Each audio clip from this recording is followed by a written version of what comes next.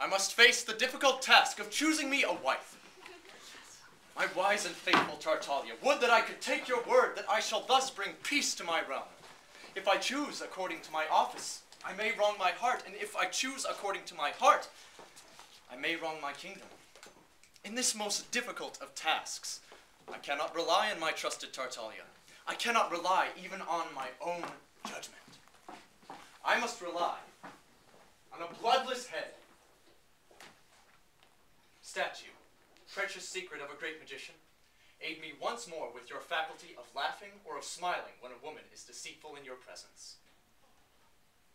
A statue. No heart, no soul, a mere statue, a plaster shell. You made me realize to the full the loneliness of princes. Yes, you made me despair of finding happiness, and I hated you.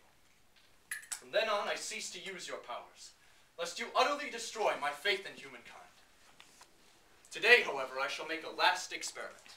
Laugh if you see treachery or untruth, but I pray you remain as serious as a statue once. May I find a woman to rejoice my heart and grace my throne.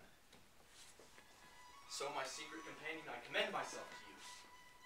But here comes Tartaglia's daughter. We shall see if she be truthful or not. Bust, play your part.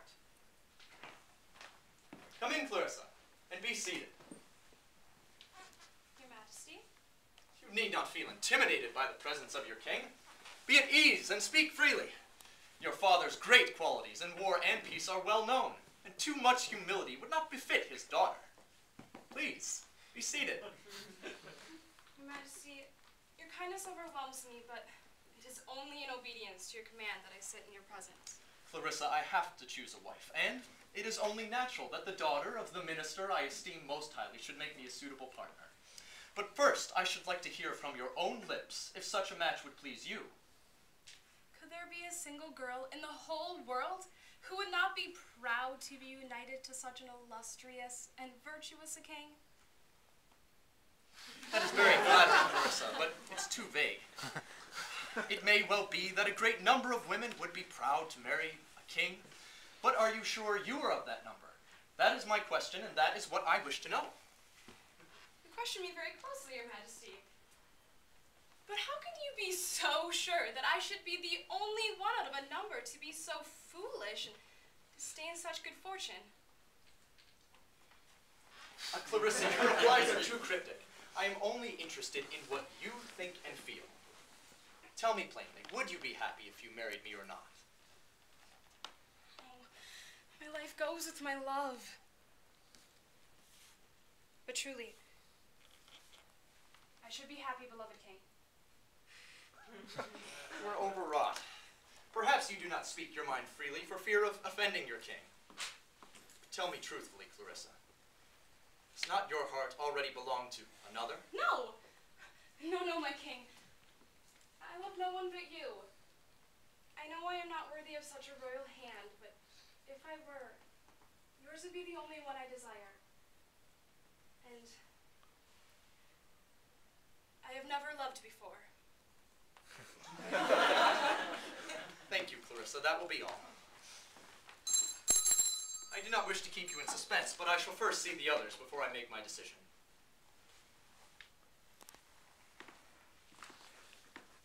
Please, heaven, let him reject me so I stay true to my Leandro. You see? Is there a single woman who speaks the truth? Thank you, Bust. I thought for a moment you were sulking. But no, you are a marvel.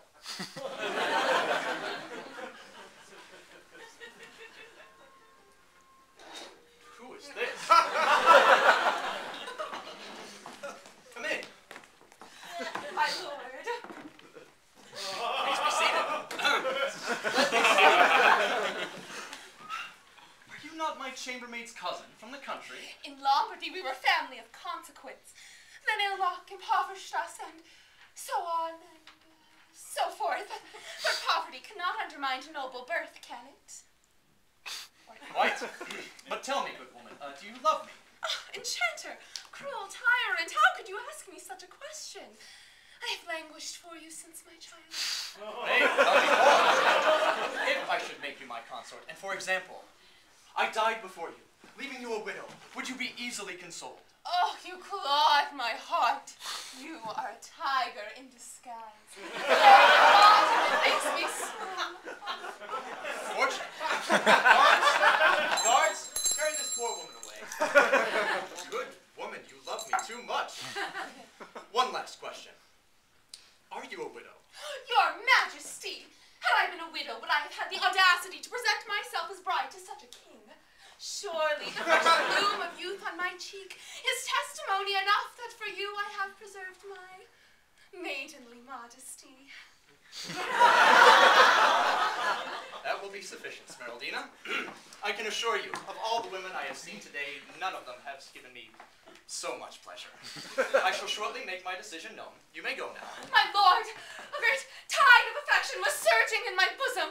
An ocean of tenderness was swelling in my throat. And I had on the tip of my tongue vows of endearments and sweet nothings.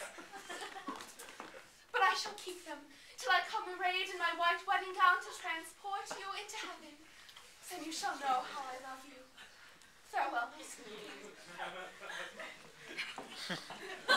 He's mine, I've hooked him, I'm queen. Oh, my secret companion, with what hilarious entertainment you provide me.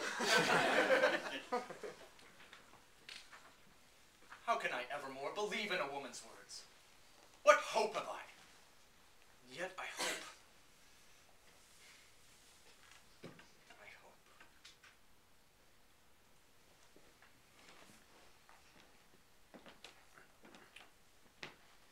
Here comes Angela. Oh, my hope. I hope madly, beyond all reason, beyond all my unhappy experience. How I hate your grinning face. This time you shall not smile.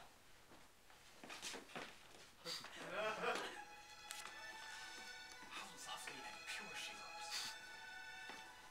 No suspicion must hang over her. Statue, do your worst. I came, Your Majesty, in obedience to your decree, though I cannot say if it be just. Unjust? Be seated, Angela. You are the king. No one would dare criticize your decree. No one? Well, you do not appear to me to lack that courage. But if you still have some scruple, I grant you complete liberty of speech. Speak frankly. I shall not take offense. Then, though it be against my interest, allow me to ask you, sir, where is the justice in compelling wretched girls to come and offer their hearts to you in this secret chamber? What a fond hope you have caused to be born in the minds of all women. Is it not a cruel game, then, to send them away, all of them, to weep at having failed to please you?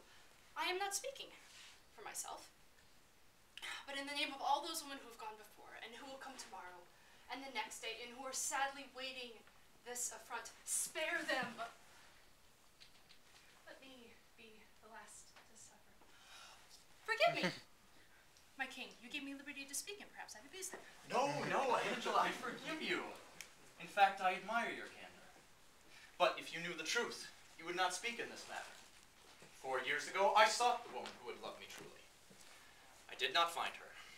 The necessity of having an heir and a fond hope of happiness compel me today to seek again, though I fear the search will be in vain. And how can you be sure that out of all those who have entered here, not one is worthy of your love? How can I be sure? That is the secret I cannot divulge. But believe me, I know for certain. Angela, do you love me?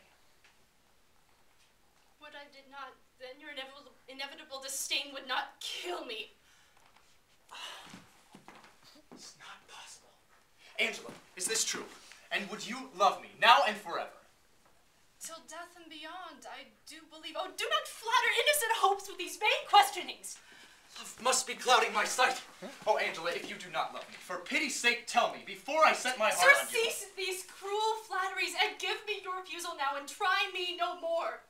What pleasure can you derive from tearing out the heart of an innocent girl who knows she is unworthy of you? I can stand no more. Daramo, I can stand no more. In pity, let me go. Angela, my dear Angela, weep no more. is ended. I have found the fair and noble soul I have been searching for. Guards and ministers, come in. I have found the woman who loves me, now and forever. Dermot, I am not worthy to be the wife of a king. My dear, dear Angela, you are worthy of a far greater king than I. If I had not pursued my quest until it appeared tyrannical, I should have become an embittered king, unfit for ruling. Angela, you are my salvation, and the salvation of my kingdom. Come in, ministers, come in. At last I have chosen a wife. Here is your queen. My little girl queen? Your daughter, my good Pantaleon. I could burst with rage!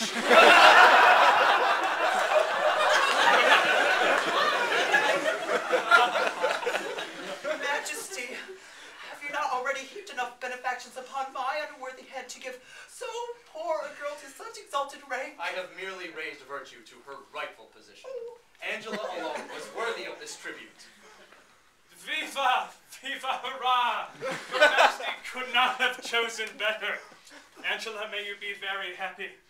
Pantaloon, my hearty congratulations. Thank you, Tartaglia. I am funny old. My little one, never forget your humble birth and don't become too proud, but perhaps His Majesty will allow me to spend a few hours with my daughter and give her a few useful maxims and fatherly advice. Do not offend. Angela is my wife-elect, if she is willing. My king, here is my hand, and with it my heart's and eternal faith.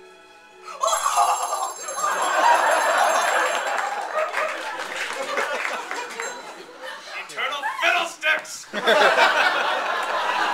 your oath burn your tongue!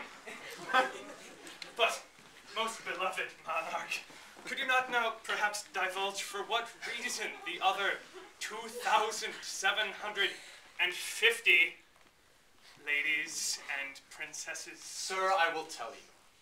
4 years ago, the great magician Durandante of this court made me a present. This simple plaster statue possesses the faculty of divining when a woman lies, and showing it by a smile. Of all the women who came before me, Angela alone proved sincere. There, and now she's a great lady. And that his statue laughed at Clarissa. Then my daughter is a liar. With your permission, I'm going to cut her throat! Stop! Clarissa's heart belongs to another. Her only fault lay in fearing for some reason to disclose the fact. Do not scowl so, my faithful Tartaglia. You need not mope over your daughter. It is my royal pleasure. Let us revel. A general holiday shall be declared. Angela? My king.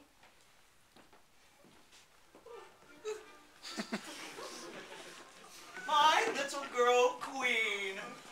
Well, Tartaglia, on my honor as gentleman, I cannot believe it. I must send news to the word of the Serendip Gazette. Of course, they will already know, but still, I'll send the word all the same.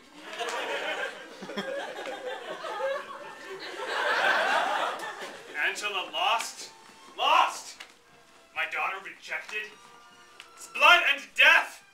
Envy, jealousy, and madness gnawed my vitals! And a man of my rank and fiber will not lightly support such mortal injury. A curse on my daughter, the king, Pantaloon, and that